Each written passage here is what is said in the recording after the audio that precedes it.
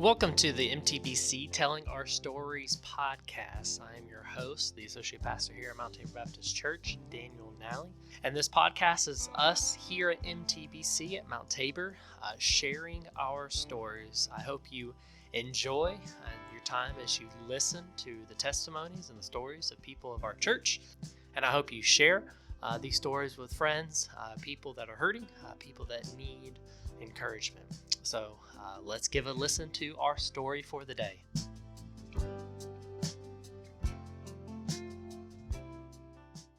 Welcome back to MTBC Telling Our Stories. Today we have Mr. Jeff Burke with us today. He is one of our deacons here at Mount Tabor.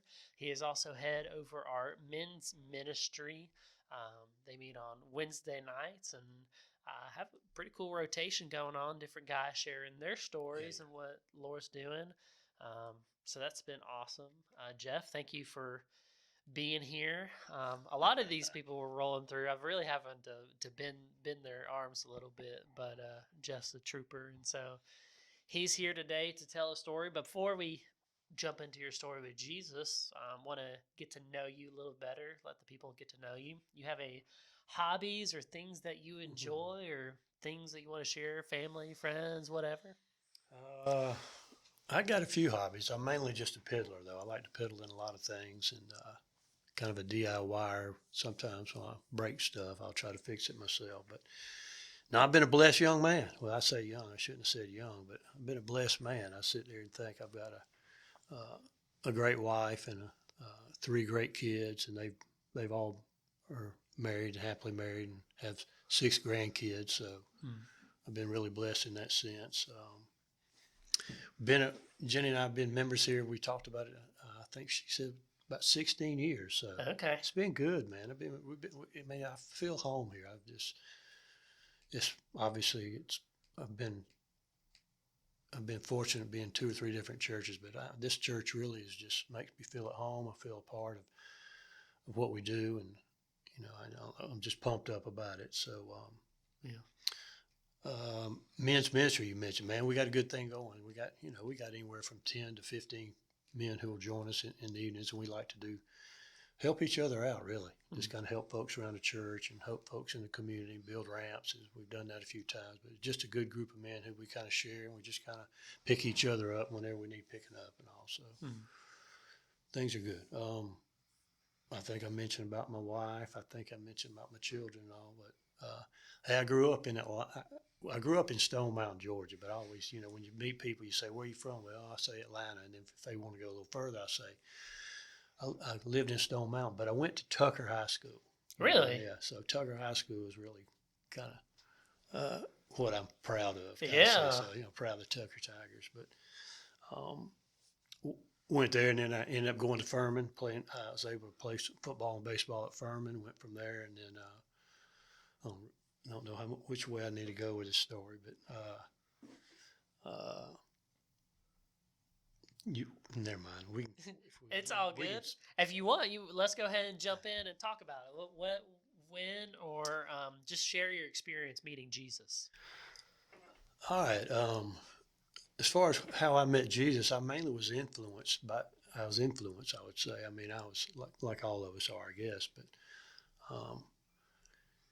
through some close elementary friends and some people growing up is kind of where I saw Jesus first. My grandparents were a stable part of my life because they had a strong faith in Jesus, and saw that and kind of wanted something. They had something that I wanted. But in growing up, I've said this before, but I grew up in an ideal situation. I grew up with a loving mother and father, and 2 brothers. I had a brother. My brother Brett was a year older than me, and my brother Dean was a little more than a year younger than me. So I was the middle child, and we were a very close family, very active in what we did, sports and football and rec ball and all that kind of stuff. But we didn't really go to church. I've said it before. I was kind of a drop-off kid, or we were. Brett and Dean and I were drop-off kids where my dad would drop us off Sunday mornings for church. And, they didn't ever really get involved in church. And they went on Christmas and Easter and those kind of situations. But we mainly drop off kids.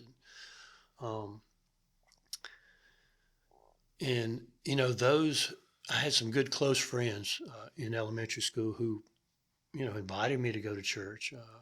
And one in particular was Ben May, and he was a good friend of mine. This is like, I don't know, third grade, fourth grade, fifth grade in those elementary days. But he'd invite me to go to church. He was Presbyterian church, so occasionally I'd go with him some. And he was a good example. His family was an example of, they got to put the Lord first in their life. And then the Moss family was another one. Dr. Moss, he was one of my football coaches growing up. He had two boys, twins, Barry and Gary Moss, and they looked at us, so we all kind of hung out together. But Dr. Moss, he was my RA leader. Okay. And he had a 55 Chevy, a red and white 55 Chevy, and the gas pedal he had one that was made where it's a foot shape, we had the toes on it, and we lived on a long straightaway on Hugh Howell Road right there, and he was pumped up because he'd gas it a little bit, show that. But through RAs, that's kind of where I started learning a little bit about the Bible. I mean, we memorized 23rd Psalms, and the Lord is my shepherd. And but again, that was the taste that I got. But we didn't ever really join. I never did join the church. Wasn't baptized or hadn't accepted Jesus, and grew up, went through high school. I had some success in high school playing football and baseball, and kind of grew up in the 60s and sex, drugs, and rock and roll, and I kind of grew up in that way and kind of partook in that way, or kind of the prodigal son way in a lot of ways. But I didn't get locked up or go to jail, nothing like that. But did some worldly things that I'm not real proud of. But went there and went to Furman, and well, let me back up. When I was 16, this is a story about my friend Ben, and it's almost like, well, I just had turned 16, and so I had tickets to go to a Chicago concert. So, I was a big shot. I just turned 16, just got my license. And he and I are going to this concert. Well, I was driving like a 72 Capri. We had a little Capri and had a little flip out back window. Well, we were big, cool, and all. And it was a cigar. Well, let's smoke this cigar and go into this concert. So lit the cigar, and the next thing I knew, I tried to open the back window in the back, and I'm driving the car, and the back window falls out, and it's, oh my gosh, you get paranoid about what are you gonna do? Well, I tried to make a left-hand turn right here, and before I knew it, boom, I get T-boned. I'm going this way. Ben's sitting in my passenger side, and I'm turning left here, and we get T-boned and total my car, and there's no way in the world we should be alive. Yeah. I'm sitting there saying, I shouldn't be here. So again, you kind of go through that. We got things worked out, whatever. We moved on through that. Went to school at Furman, played ball, had some success at Furman, and graduated from Furman. Well, after Furman, came back home to Atlanta, to Tucker, and to work with my dad and two brothers. We had our own my dad had his own company installing telephone systems, and my brothers, we all worked. So I came back, and when I graduated from Furman, I just came back and joined. It was called Key 4 Installation, for my dad, and then us three boys were the four. And I came back, and I still, I was searching. I wasn't a bad kid or whatever, but I was. All of a sudden, now I'm at home and I'm starting to make some good money. I was 23 years old, and I bought me a house. Here I am at 23, and I bought me a house. So I'm kind of experiencing a little bit of the worldly ways and stuff like that. But something was just not there. I was missing something, So one night after I was there in Atlanta, Ben invited me to go with him to a Charles Stanley revival in Atlanta, Okay. and I just remember, I remember getting saved, and it's like, he basically said, if you want to accept Christ, then you just need to raise your hand, and daggum hair on the back of my neck raised up, and the next thing I knew, my hand was going up, Yeah. and it's like, wow. So here I was, all of a sudden I was kind of, what have I just done? I've just, Yeah. so I kind of go back into the daily life of, what I working, whatever, but I'm still kind of still searching. Mm-hmm. And then I worked on the Coca-Cola building, the big tall Coca-Cola building right by Georgia Tech. I mean, Oh, yeah. I wired every single phone in that building when it was brand new. That's one of the jobs we had, and I was kind of in charge of the Coca-Cola building. I never knew that. So, Man, you know how many times I've been to that building? well, you know how many times I've been. Yeah, that's true. You was probably a don't while want to back. see that building ever again.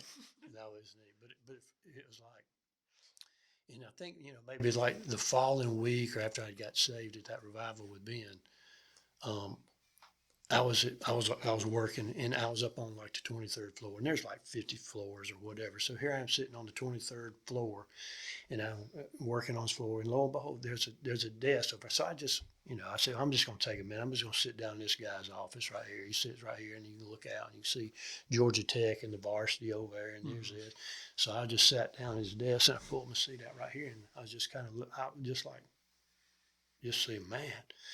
I looked down on his desk, and it says, he's got a little, whatever you call it, it says, I can do all things through Christ who strengthens me, Philippians 4:13. And I just sat there and I said, that's me, man. I said, I can do that. I can do that. So from that point on, I just kind of started having a hankering for, I'm missing something, know. And after that, I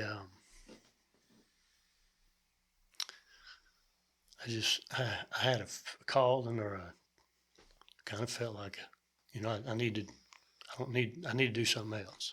I'm not doing what I need to do. Yeah. So it was a tough decision I had to make, because here I was going to leave my brothers, my dad's company, and whatever. But I wanted to go off. I wanted to go back. I wanted to go and coach ball. I thought I wanted to coach and teach. That's where I felt I wanted to go. And so I went back to Furman as a graduate assistant. So I went back to Furman, and so here I am going to Furman. I'm leaving an income where I'm making some pretty good money to now I'm going to be getting about $150 a month living as a graduate assistant. But at the same point, it's what I felt I wanted to do, So I went to Furman 1 year as a graduate assistant. Went to Tacoma, Washington, did real good. But this is back when Furman we used to win a bunch of games. Yeah. Anyway, we'll go there another day. But and then that year after that, Coach Sheridan went to NC State, so I got to go with him to NC State as a graduate assistant. And again, I was still single. I wasn't, still single, whatever. But from there, it's like, look, I want to find me a job. I want to get me a coaching job. Well,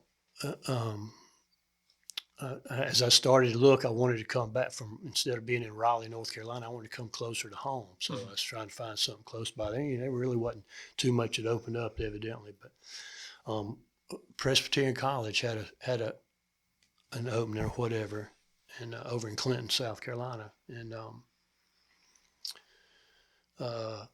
I applied on it. Coach Sheridan made a call for me, but I ended up getting a job as an assistant coach at PC, and great football? experience. Football. Okay. Yeah. So, I went to PC, and again, it was it's like this. The Lord's leading me where I need to go, because at PC is where I met Jenny, my wife. Of course, she was a student there. She was a student there, and her dad actually was an assistant coach on the staff. So it's like I remember when I first met Jenny or whatever, like dining hall, like we worked in the athletic field house, which is on like one end of the campus, where the dining hall was kind of in the middle of campus. And I just remember, I remember seeing this girl walk from the dining hall on a long sidewalk toward PC, and I just kind of glanced, and as she was coming that way, it was a glow about her. Mm-hmm. You know how you see on TV how they put that glow. Mm-hmm. You know, I said, so she came and cute little girl had running shorts, those old dolphin running shorts, all that stuff. Little Oh, cute yeah. girl. So here I'm just gonna be friendly and talk with her. And I didn't. And then as I started, I realized, oh, well, that's Coach Lindley's daughter. Mm-hmm. So, and again, things got developed. And here I am, older than Jenny. It's like, kind of felt awkward that way, but we started hitting it off, and talking on. And lo and behold, after she graduated from PC, we got married, Mm-hmm. and that's kind of where the start of our relationship. And it's been obviously one of the biggest blessings that I've had is her, because she's what I needed, so to speak. So now I've rambled a bunch. I don't know if I actually hit on everything. Yeah, you good. Just this is just us talking story. Yeah. So we went from there, and we went from PC, and it's almost like, and that was a good situation for me to be in, because Coach Boss was a Christian. He was a strong Christian, and the coaches on staff were Christians as well. So it was good for me to hang around with those and learn how Christian coaches should be and this and that. So it was good for me, but I didn't enjoy the recruiting where I had to be away. I had to be away from my family. Yeah. And I was like, look, I want to get back into high school. I want to go into high school. So I left there, and we went to Toccoa, Georgia, coached at Stevens County High School. Oh, yeah. And very successful program, but I was there for 3 or 4 years, and coached baseball, coached football, and my son, Ty, he was born back when we was in South Carolina, and then Lauren was born in Georgia while we were over there. So we got 2 kids, and it's almost like, I kind of feel like I want to be a head coach. I want to be a head coach. So then I got an opportunity to go to Crescent High School here in South Carolina. So, this would be great. Now we go back to South Carolina. That's about an hour from my parents and an hour from Jenny's parents. It's a good halfway spot. So it worked out good, and really enjoyed my time over at Crescent. And Joseph was born in. So now we're looking at 3 kids, and Crescent was good. I mean, they hadn't won games. They hadn't won hardly any games. They hadn't done real good. But I got in there. I got my tail whooped the first year. Mm-hmm.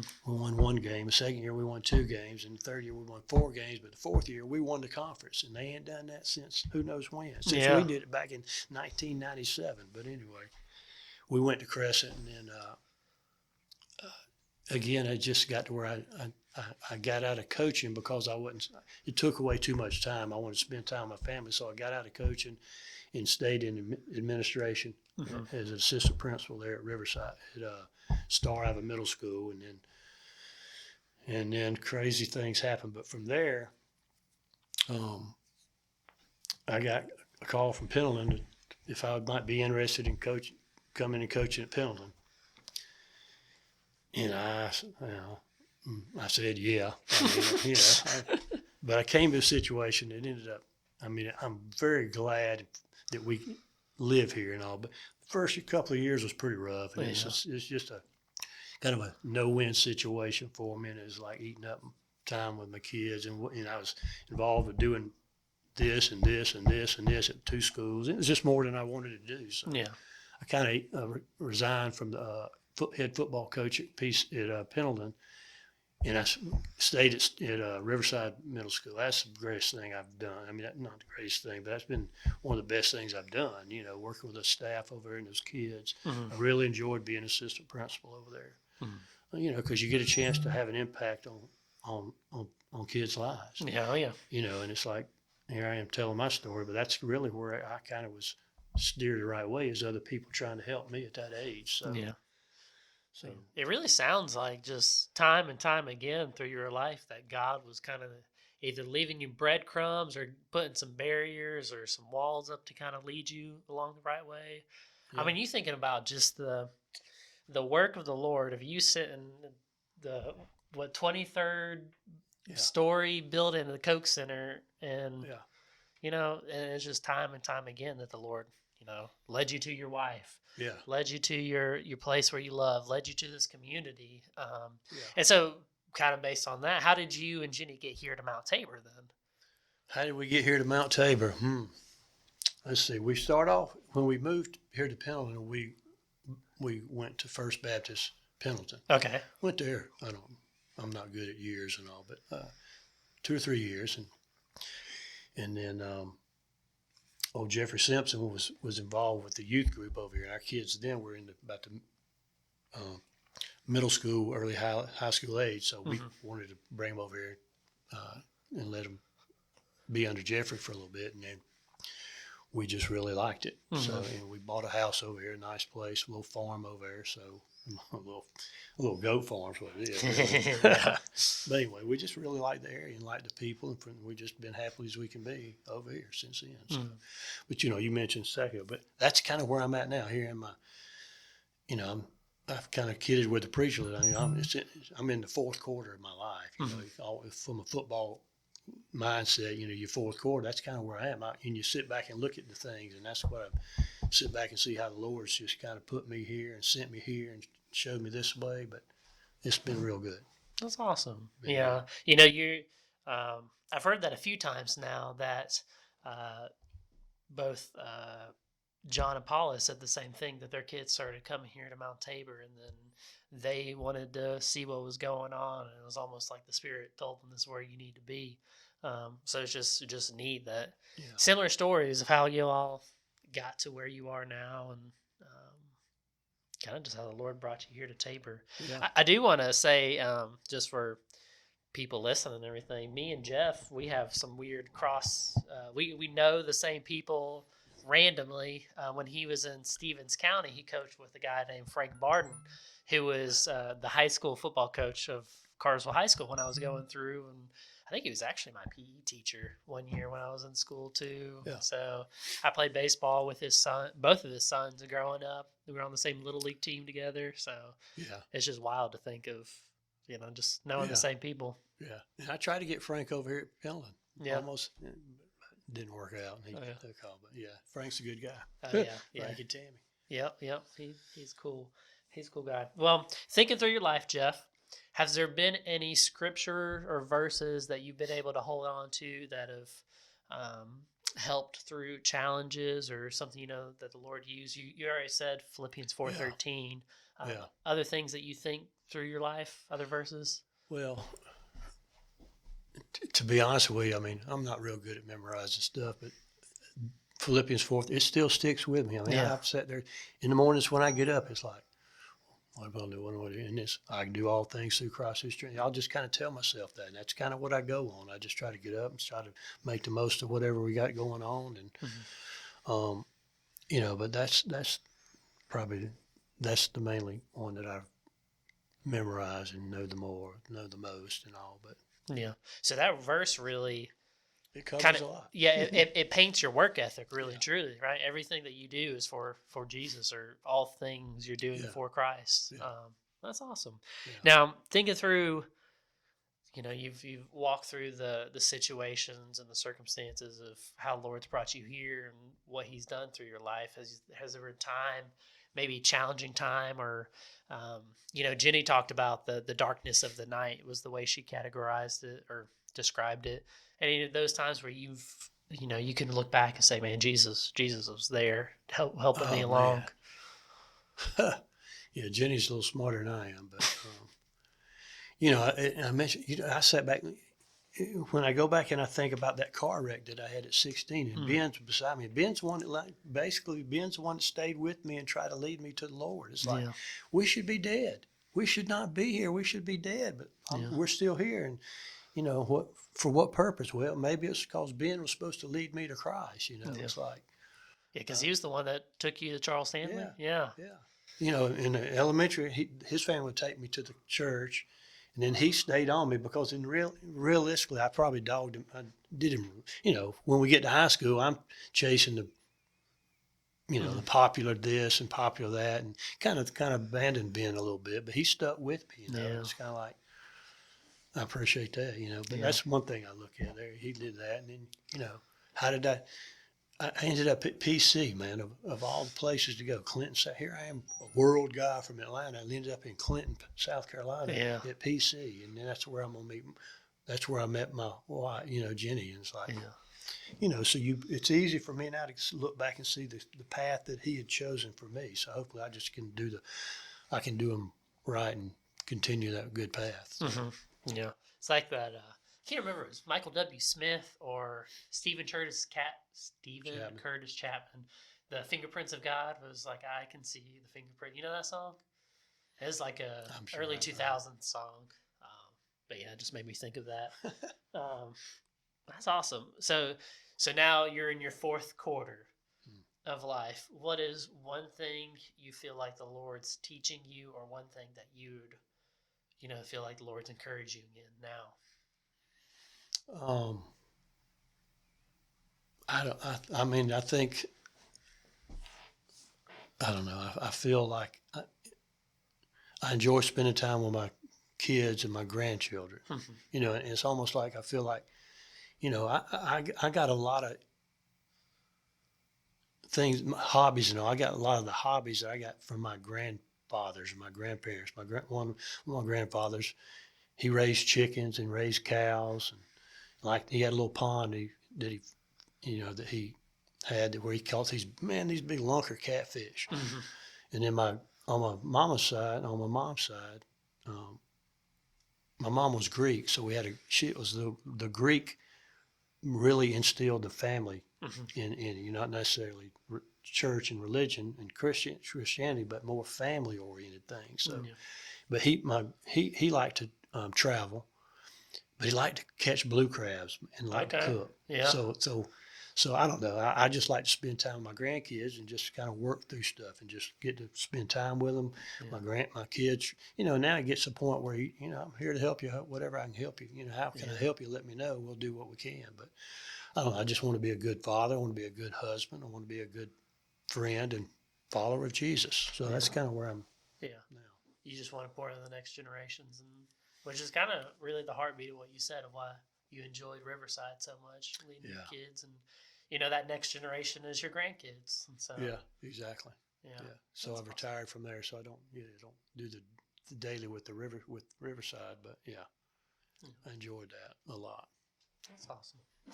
Well, I appreciate you sitting down with me, Jeff, and talking through your story and everything. Anything else that you want to? I don't know. It's just, I don't know. I appreciate you. I mean, you and Maddie, I appreciate you. You're really a godsend as well. We've enjoyed working with you. And like we do with everybody here. So I like you mentioned, we start off, you know, our men's group, I'm proud of that. Mm-hmm. We're doing a good, you know, we've been doing a good job. Got a good close group of men, and we're trying to do what we can, how we serve others and help others. So that's going to be our goal. Awesome. Yeah, they do. Men's group is doing amazing things, especially being there for shut-ins, and like Jeff said earlier, just being there for people. So thank you again for sitting down with me, Jeff. Yeah. And we will see how your story will encourage others. Okay, hopefully it will. It will definitely. Thank you.